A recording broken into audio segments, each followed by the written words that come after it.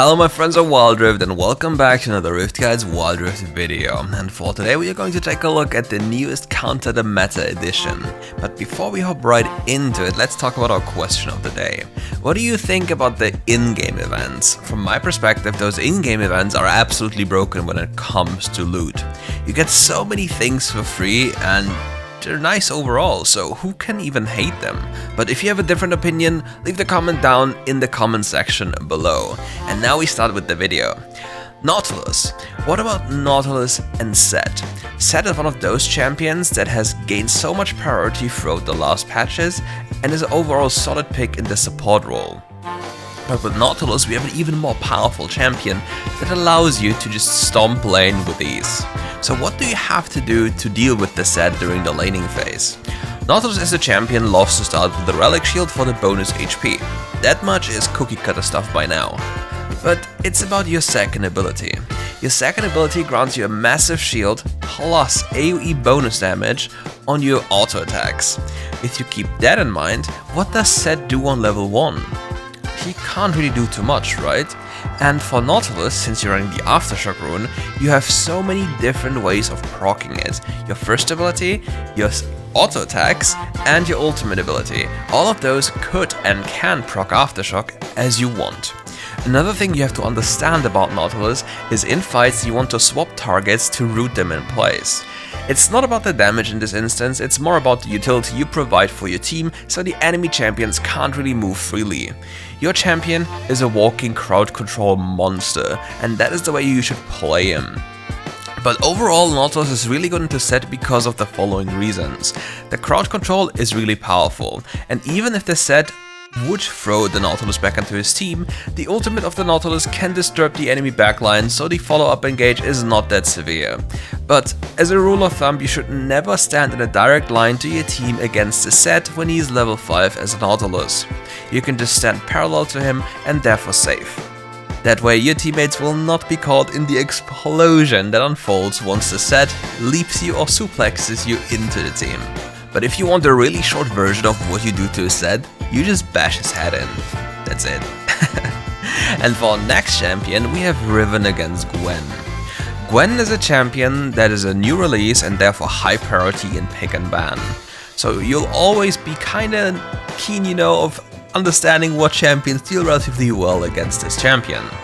And with the Riven we have a champion that stomps Gwen into the ground without anything she can do about it. Gwen is a champion that wants to scale and wants to get to at least, let's say 2 or 3 items, and then she starts robbing the map from everything there is. But that's the typical thing with AP champions. On 3 items they become monsters because AP itemization is just broken. But let's talk about Riven in this instance. Riven as a champion loves to beat you up with abilities. Abilities plus weaving and auto attacks in between. This makes up for a lot of burst damage and consistent damage at the same time, depending on the rotational spells you have available, for example level 5 with your ultimate ability as an execute. But for laning, you want to be very keen on what you do.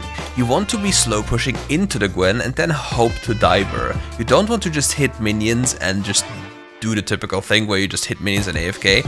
No, you want to play with purpose. Every wave serves a different purpose and every wave can be used to punish the enemy champion. You can say you can kill the enemy without killing them because you put a timer on their head. They will die in a certain set of time and there's nothing they can do about it unless the entire team comes to the rescue. Also, a neat thing about Riven is the ability to quickly go in and out of fights, especially under turret, to poke out the enemy with a cooldown rotation. Gwen cannot really defend herself against that one unless she's fed, and since you're the one laning against her, you are the one that determines if she's gonna be fed or weak. Well friends, let's be honest, was there ever a season where there was no Lee Sin in the meta?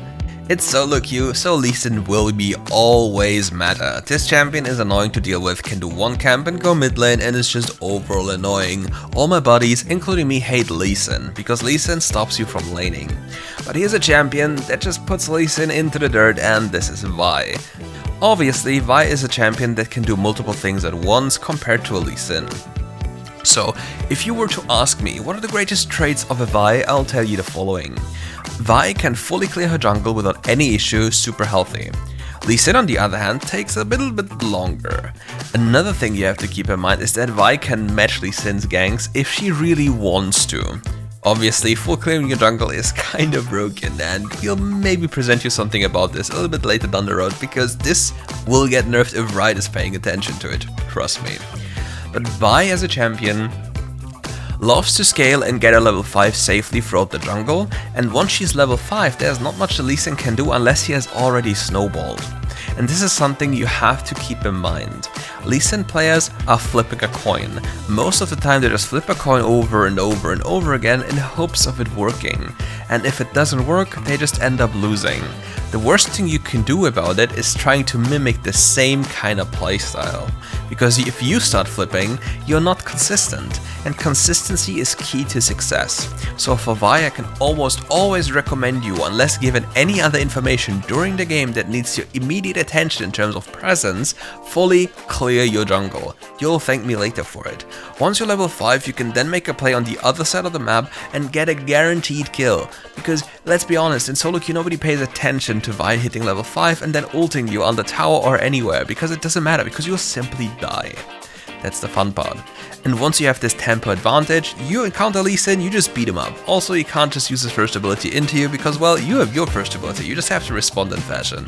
Oh man, another lane where I can't play the game. Another lane where I just sit there in agony, unable to do anything apart from getting beaten up by enemy champions. What about stopping, staying there, and not doing anything that achieves any kind of purpose? Keep in mind, friends, you're not forced as a support to stay in a lane where you cannot play the game. Your only job there is to make sure that the wave is in a certain spot that your AD carry isn't killed immediately. If he however chooses to destroy his own wave, it's not your problem and you shouldn't make it your problem. Because of the following things. An AD carry should be viewed as an investment, and an investment is dropped if you realize, or when you realize, that it's a bad investment. So if you see that your AD carry is incapable of attacking, moving, dealing with the wave or anything along those lines, why should you heavily invest into him with all your time in the game? What can you do otherwise? So let's pretend you're facing a lane that you literally cannot play, or other lanes on the map are suffering already due to matchup differential. What you can do as a support when you're a proactive support, such as a Thresh, a Rakan, or anything along those lines, you can make level 1 rotations to make the enemy laner's life hell. Doing this allows you to get the mental advantage because the enemy laner already starts tilting due to solo queue environment.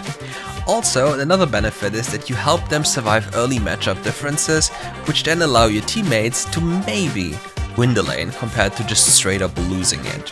But if you were to look for a more consistent timer that isn't only linked to unplayable lanes, normally if you have the stronger lane matchup in the dragon lane, you'll see a typical 3-wave slow push into the tower which ends on a cannon wave.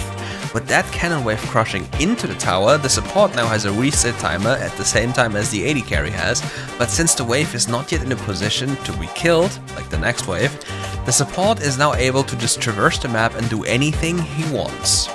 And with this, you can accelerate the game and put your team in the winning position. It's the most cookie cutter move you see in competitive, and you should most likely adapt to it. And otherwise, if you don't know what to do as a support, default reset into mid lane. You want to be proactive on the map and not just AFK. Being AFK is limiting your options, and investing into a bad player you've already identified as bad in your AD carry is even worse. So make sure you accelerate the game and look for options other than dragon lane, because just because you locked in support doesn't mean you're linked to that lane. And that's it for today's video. Thank you all for watching, and if you want more RiftGuides content, make sure to subscribe and like and everything along those lines, including the message of the day and whatever there is you want to do. See you soon for more, and maybe you'll grow tired of listening to me. I hope you don't. Peace.